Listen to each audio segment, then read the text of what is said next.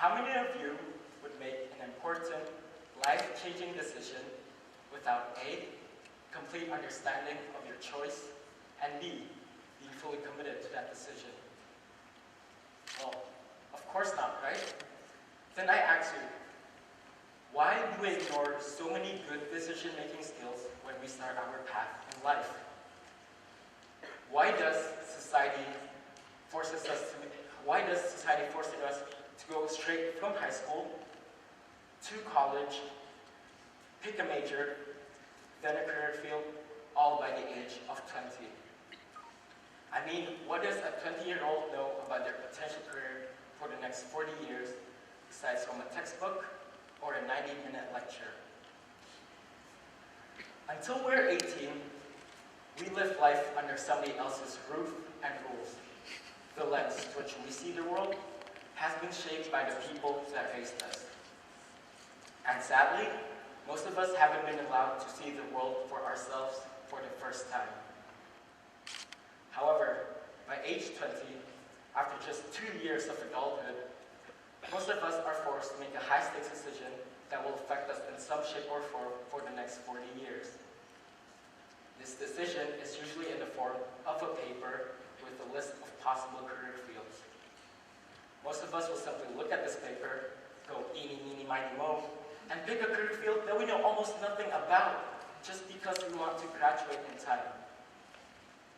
You see, the problem is, society is forcing us to make decisions about life before we're even allowed to live. In a recent survey, around half of college freshmen still haven't decided on their majors yet.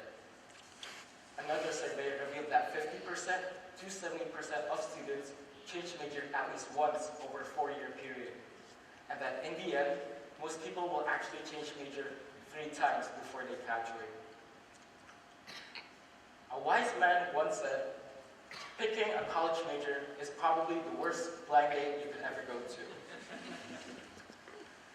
And that is why I'm here to advocate for a gap year type mentality, whereby every single student straight out of high school is expected to take a time off to discover his or her passion, thus preventing indecisiveness.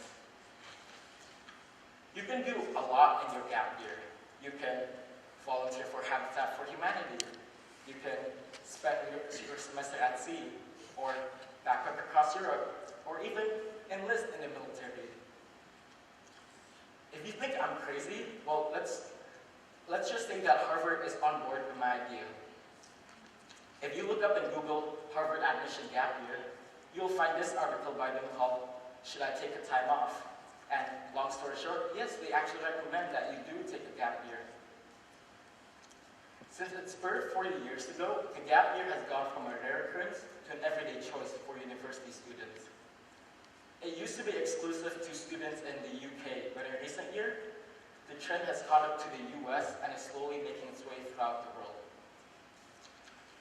I believe that every single student would benefit from a gap year, because by doing so, we're essentially giving ourselves time to step back, think, and discover what's our passion, or determine what isn't. And if you think about it, isn't that what life is all about? Discovering your passion? Now, Dulett did a survey recently on employee passion, and they found out that 4 out of 5 people do not have passion for what they do. That's 80% of people spending more than 2,000 hours a year doing something they have no passion for. No wonder we see the midlife crisis. No wonder we see affairs. People are searching for passion, and when they don't find it in their work, they search elsewhere. You see, if people have actually taken their time to discover their passion, none of this would happen. In fact, students who've completed gap year are as much as 75% more likely to feel happy or extremely satisfied with their career post-university. Also, if I might add, as much as 60% of students said that their gap year actually helped them decide what course to take later on in university.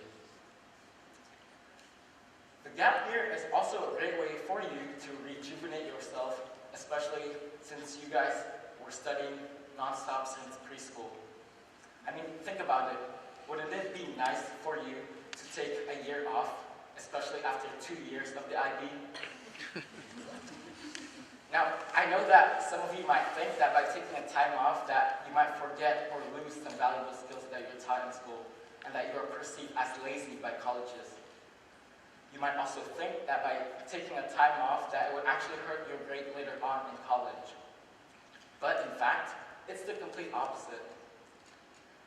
Colleges see gap year students as more mature and are seen as an asset for their campuses.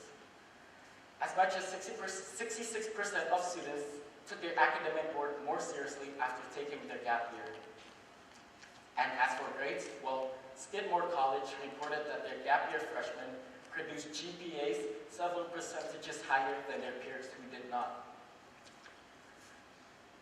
The gap year is also a great way for you to regain skills that might prove useful for in the future. If you did something productive in your gap year, you can put it in your resume, create a stronger portfolio, and eventually be accepted to a more ideal college and eventually a good job. 80% of gap year students said that it actually helped them with their employability. And by taking a gap year, it would make it easier for you to transition from college to the working world.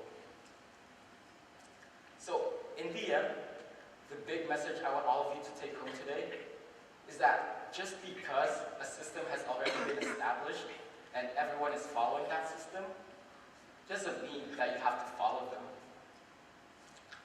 I know it might sound cheesy, but sometimes the road not taken is probably the best road for you. That is why I think taking a gap year is probably the best decision that you can ever make.